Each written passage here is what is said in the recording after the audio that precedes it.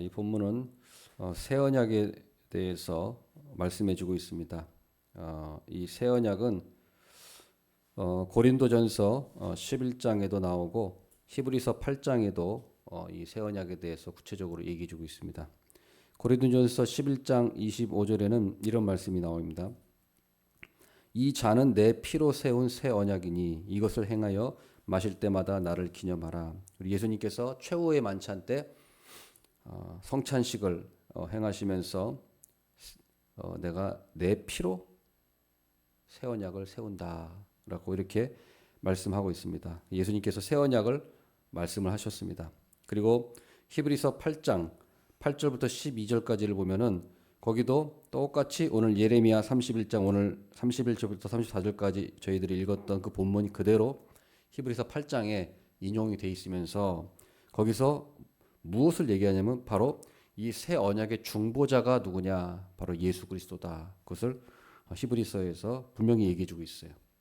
그러니까 새 언약을 중보하신 새 언약의 중보자는 바로 예수 그리스도다.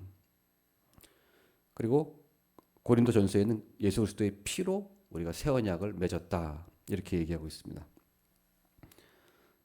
그리고 그 히브리서 10장 10장에도 또 새 언약의 말씀이 나오는데 히브리서 10장에는 히브리서 10장 9절에 말씀하시는데 바로 옛 언약이 폐해졌다. 그래서 이렇게 말씀하고 있습니다. 히브리서 10장 9절에 그 후에 말씀하시기를 보시옵소서 내가 하나님의 뜻을 행하러 왔나이다 하셨으니 그 첫째 것을 폐하심은 둘째 것을 세우려 하심이라. 그래서 옛 언약이 폐해지고 새 언약의 시대가 왔다라는 것을 말씀해주고 있어요. 그래서 이 새 언약이라고 하는 말 자체가 옛 언약이라는 걸 전제하는 거죠. 옛 언약이 있었으니까 새 언약이 있는 거죠. 그럼 옛 언약은 뭐고 새 언약은 무엇입니까? 옛 언약은 오늘 다시 예레미야 31장 32절에 보면은 옛 언약이 무엇인지 나와 있습니다. 이 언약은 내가 그들의 조상들의 손을 잡고 애굽 땅에서 인도하여 내던 날에 맺은 것이다.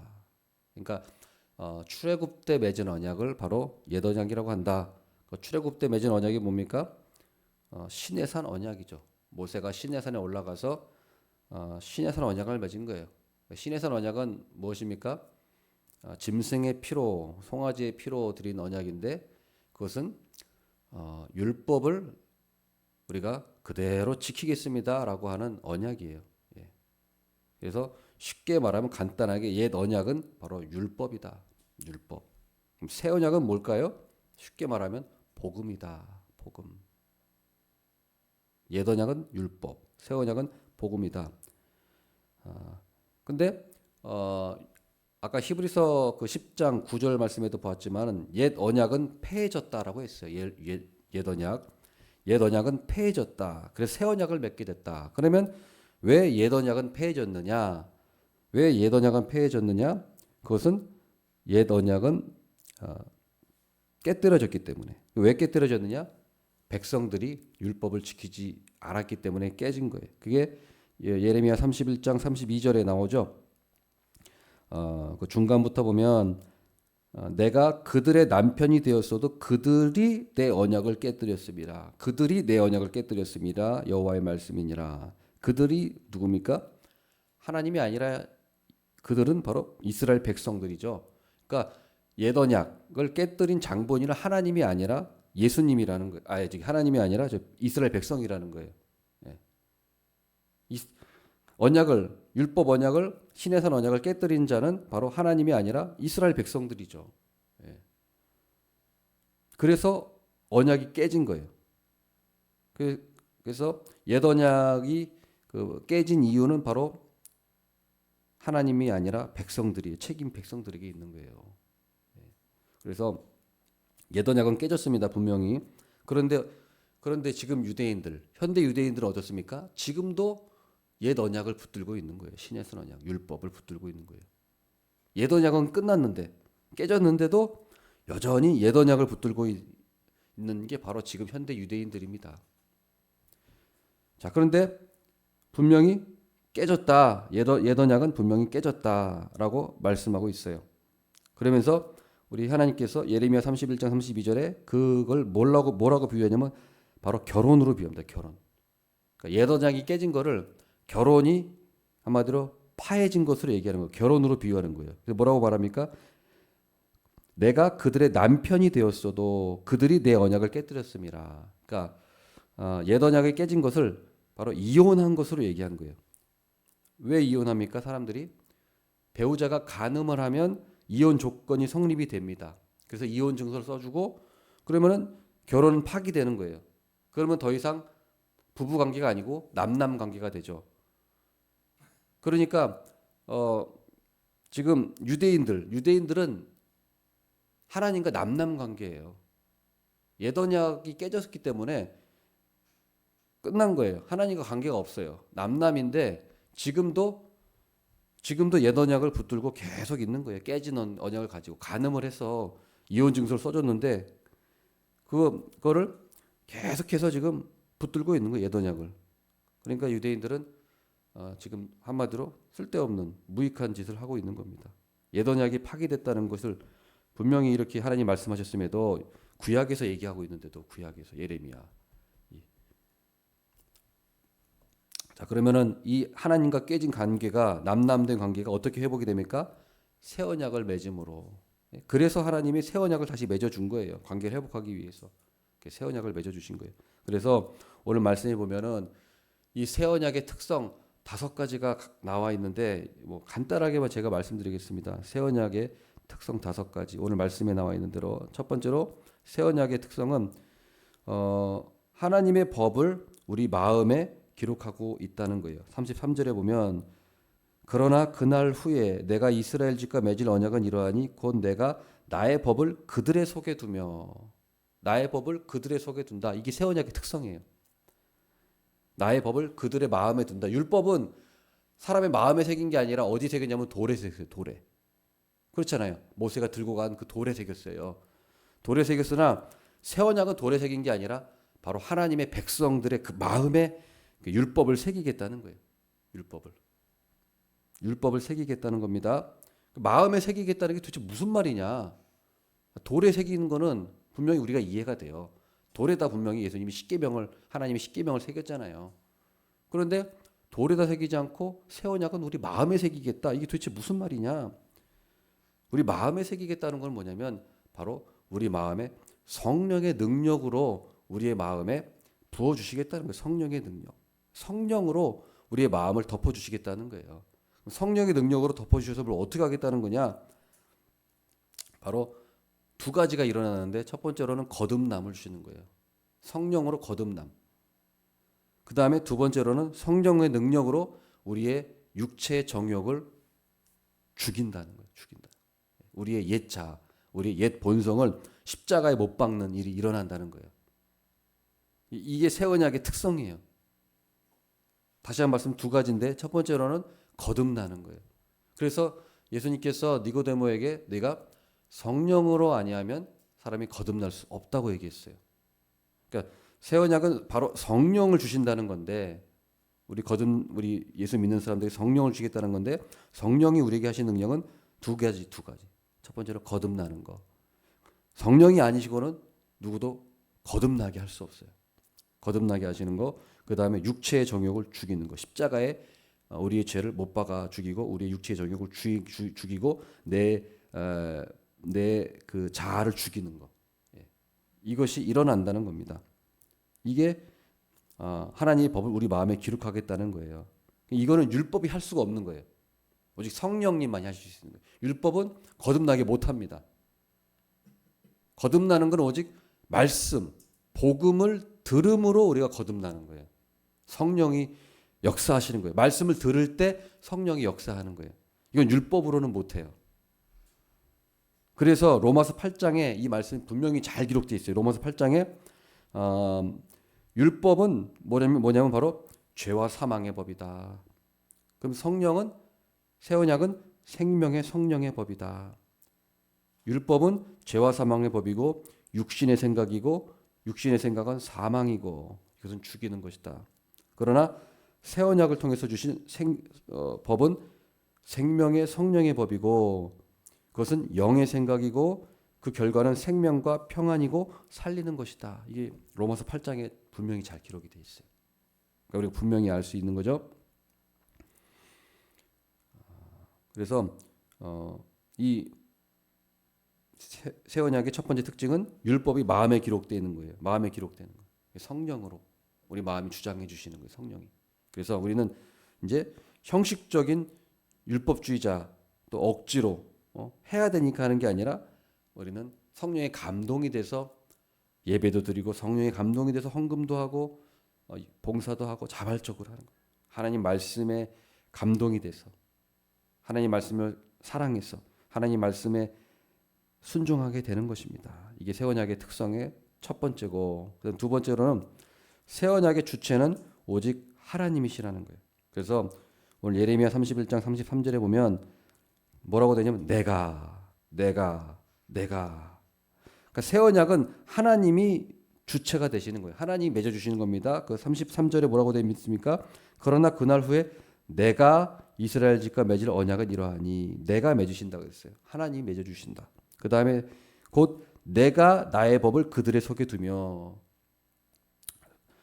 성령을 누가 주시냐? 하나님. 내가 나의 법을 그들의 속에 내가 두겠다. 그 다음에 나는 그들의 하나님이 되며, 나는. 그래서 주체가 보면 내가 나는 하나님이 하나님.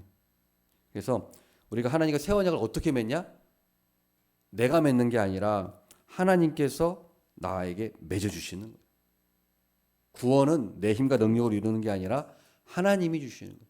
성령은 내 힘과 능력으로 성령을 받는 게 아니라 하나님이 주시는 거예요. 선물이었어요. 선물.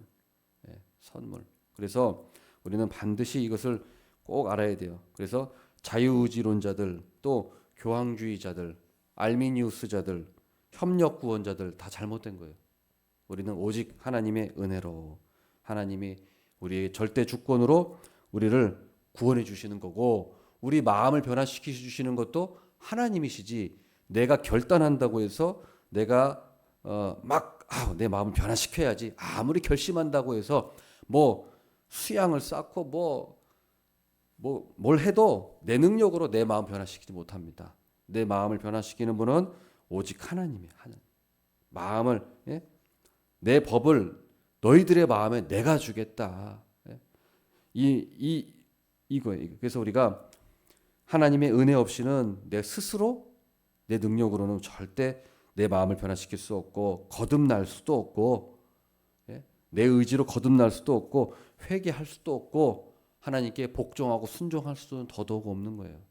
그래서 우리는 하나님의 능력으로 우리가, 그래서 기도도 하나님 저희 회개하게 해주세요. 복종할 수 있게 해주세요라고 우리가 기도하는 거예요. 내가 할 수 있는 게 아니기 때문에. 그 다음 세 번째로 새 언약의 목적은 옛 언약과 동일합니다. 새 언약이라고 해서 옛 언약과 다른 게 아니. 자, 새 언약을 왜 주셨느냐? 33절 마지막에 이 말씀이 있습니다. 나는 그들의 하나님이 되고 그들은 내 백성이 될 것이라. 새 언약을 맺으신 목적이 이거예요.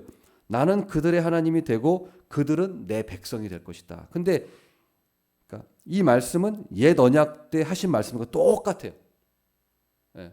신해선 언약에서 맺으시면서 똑같이 말씀하시는 거예요. 너희들이 이 말씀을 지키면 나는 너의 하나님이 되고 너는 내 백성이 될 것이다. 이거 옛 언약 때 하신 말씀인데 똑같이 새 언약 때도 이 말씀 하시는 거예요. 그러니까 무슨 말이냐면 우리 하나님의 말씀은 동일한 거예요. 일관성이 있는 거지 옛 언약은 따르고 새 언약은 다른 게 아니에요. 물론 형식은 다르지만 그 언약을 주신 목적은 똑같아요. 옛 언약이나 새 언약이나 그 목적은 뭐예요? 바로 구원. 아담의 그 범죄로 인해서 하나님과 관계가 단절되고 죄인이 돼서 하나님 관계가 없어진 이 자들을 다시 하나님과 관계를 맺고 구원시켜 주시겠다는 게 바로 옛 언약의 목적이고 새 언약의 목적인데, 옛 언약 때 그걸 못 이뤘기 때문에 새 언약을 통해서 그것을 이루어 주시겠다고 하는 거예요. 그러니까 옛 언약은 다른 말이고 새 언약은 다른 거고, 이게 아니라 똑같은 말이에요. 똑같은 말. 일관성이, 우리 하나님 말씀은 일관성이 있지 이랬다 저랬다 하시는 분이 아니에요. 그러니까 얼마나 하나님의 말씀이 놀랍습니까? 근데 유대인들은 옛 언약을 붙들고 새 언약은 모르겠다. 뭐 다른 거다. 이렇게 이런 무지몽매한 말을 하고 있는데 성경을 모르는 자들이에요. 하나님은 옛 언약 때 깨진 언약을 완성하시고 성취하시기 위해서 예수 그리스도를 보내시고, 예? 하나님이 하셨던 약속을 우리들이 깼지만 그 약속을 다시 하나님께서 친히 이루시기 위해서 새 언약을 맺어 주시는 분이기 때문에 우리는 그렇기 때문에 이 하나님을 신뢰할 수 있는 것입니다. 신뢰할 수 있는 거예요. 자, 그다음 네 번째로 새 언약은 그러나 옛 언약과 다른 점이 있어요. 똑같은 목적이지만 다른 부분이 상당히 많아요. 다른 부분이 뭐냐면 새 언약은 옛 언약과 비교할 수 없는 풍성한 하나님의 계시가 주어졌어요. 자, 그래서 그게 무슨 말씀이냐면 바로 34절 말씀이에요. 34절 말씀에 뭐라고 되어 있습니까? 그들이 다시는 각기 이웃과 형제들을 가리켜 이르기를 너는 여호와를 알라 하지 아니하리니 이는 작은 자로부터 큰 자까지 다 나를 알기 때문이라. 이게 무슨 말이냐면 바로 이게 그 말이에요. 새 언약의 시대에는 너희가 다른 사람들한테 이제 하나님에 대해서 알라고 할 필요가 없이 다 안다는 거예요. 작은 자로부터 큰 자까지. 이게 무슨 말이냐면 이게 약간 과장법인데 하나님의 말씀을 가르칠 필요가 없다는 말 그 말이 아니고 이 새 언약의 시대에는 하나님에 대한 이 지식, 하나님에 대한 계시가 풍성하게 밝혀진다는 얘기예요. 옛 언약 때에는 옛 언약 때 어떻습니까? 율법 시대에는 옛 언약 시대에는 하나님에 대한 지식이 초보적이에요. 초보적. 하나님에 대한 지식이 아주 제한적으로만 알려졌어요. 하나님이 어떤 분이신지, 하나님 무슨 일을 하시는지, 하나님이 어떻게 우리를 구원하신다는지 이게 희미하게 알려졌어요.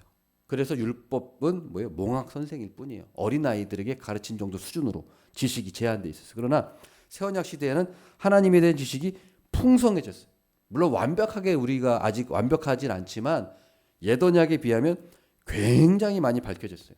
그래서 예를 들면 얼마나 많이 밝혀졌습니까? 예를 들면 뭐 삼위일체에 대한 교리라든지, 또 구원에 대해서, 부활에 대해서, 천국에 대해서, 재림에 대해서. 이게 바로 교리예요, 교리. 이게 교리입니다. 이게 교리. 구약 시대에는 이 교리가 교리라고 할 수 없어요. 구약 시대는 그냥 율법이에요, 율법. 그러나 교리도 물론 있었죠. 그러나 조금. 그러나 신약 시대, 새 언약 시대에 와서 이 교리가 밝히 이루어진 거예요. 그래서 하나님이 삼위일체 하나님으로 계시는구나. 하나님이 예수 그리스도를 통해서 우리를 구원하실 계획을 가지시고 이렇게 그 모든 율법을 완성하시고 구약의 예언을 이루셔서 이렇게 구원을 완성하시는구나. 라는 이 예수 그리스도에 관한 인격, 예수 그리스도의 사역, 구원, 어떻게 우리가 구원받고 믿음으로 구원받고 또 부활하시고 죽으시고 부활하시고 천국이 있구나. 천국도 이 구약 시대에는 제대로 이게 안 알려졌어요. 구약엔 천국이란 말이 거의 없죠. 천국이란 말이 거의 없어요. 지옥에 대한 것도 별로 없고 그러나 이제 신약 시대에 와서 이제 천국에 대해서 지옥에 대해서 분명하게 하나님이 말씀하시고 또 재림에 대해서 뭐 이런 것들이 교리인데 결국에는 이런 계시가 충만하게 알려졌다. 그래서 지금 우리가 하나님의 교리에 대해서 자꾸 가르치고 풍성하게 우리가 알려주고 배우고 하는 거예요. 이게 새 언약. 그래서 하나님께서 뭐라고 하시죠? 고린도 후서에 우리를 바로 새 언약의 일꾼이라고 하시죠. 새 언약의 일꾼. 우리는 복음을 가르치고 하나님의 충만한 풍성한 계시, 교리를 가르치는 자들이 되는 거예요. 새 언약의 일꾼이 되는 겁니다. 옛 언약의 일꾼이 아니고. 자, 그래서 우리 지금 주일학교 초등부 어린이가 세례 요한보다 하나님에 대한 지식이 더 많은 거예요. 니고데모 어떻으면 율법 박사죠. 율법 박사인데 한밤중에 예수님 몰래 찾아와 가지고 예수님이 정말 우리가 기다려야 될 메시아 맞습니까? 물어봤잖아요. 그러니까 예수님께서 성령이 아니시고는 거듭날 수 없다. 그러니까 이 니고데모는 거듭났다는 것이 뭔지도 모르는 사람이에요. 율법학자고 최고의 지식인이지만 그러니까 뭐예요? 세례 요한도 마찬가지죠. 우리가 기다려야 될 메시아가 당신입니까? 예수님이 구원자라는 걸 세례 요한도 정확하게 모르는 거예요. 그러나 지금 주일학교 어린이는 어때요? 예수님이 구원자고 우리가 복음이 뭐고 복된 소식이고 예수 그리스도를 통해서 믿음으로 구원받고 천국에 대해서 알고 니고데모나 세례요한보다 지금 초등학교 어린이, 주일학교 어린이가 그들보다 더 하나님에 대해서 더 많은 지식을 알고 있는 거예요. 그러니까 그 말이 딱 맞는 거예요. 이 말씀이. 어린아이나 어른이나 하나님에 대해서 잘 알게 된다. 그 말씀입니다. 그다음 마지막으로 5번째. 새 언약 아래에서는 죄를 더 이상 기억하지 않으신다고 말씀하는 거예요. 오늘 말씀 34절 마지막에 이렇게 나와 있습니다. 내가 그들의 악행을 사하고 다시는 그 죄를 기억하지 아니하리라. 내가 그들의 악행을 사하고 다시는 그 죄를 기억하지 아니하리라. 옛 언약 아래에서는 하나님이 죄를 기억하시는 거예요. 그래서 맨날 제사를 지내야만 됐어요. 그러나 새 언약에서는 더 이상 내가 다시는 너희 죄를 기억하지 아니하겠다. 그래서 우리는 더 이상 그리스도의 짐승의 희생 제사를 드리지 않습니다. 왜요? 예수 그리스도의 피로, 예수 그리스도의 영단번의 제사 그 드려졌기 때문에 우리는 더 이상 이제 죄를 위해서 우리는 제사 지낼 필요가 없어요. 이제 그렇기 때문에 우리의 죄는 하나님이 기억하지 않으시는 거예요. 예수 그리스도의 피로 제사 드려지기 때문에 우리 죄를 기억하지 않으신다. 그래서 새 언약 아래서는 우리 하나님께서 내가 다시는 너희 죄를 기억하지 않으시겠다. 이게 얼마나 놀라운 이 새 언약의 이 효력입니까? 효력. 영원토록 한 번에 단 한 번에 영원한 그런 그 제사. 단 한 번의 제사로 우리 모든 죄를 기억하지 않으시는 없애시고 덮으시는 놀라운 그 능력, 예수 그리스도의 피의 능력, 짐승의 피로는 할 수 없었던 그것을 우리 새 언약을 통해서 우리에게 이루어 주신다는 사실, 이것을 우리가 꼭 기억하고 이 새 언약의 이 특성, 이것을 잘 기억하면서 우리가 하나님께 또 기도하는 시간 가졌으면 좋겠습니다. 하나님 아버지,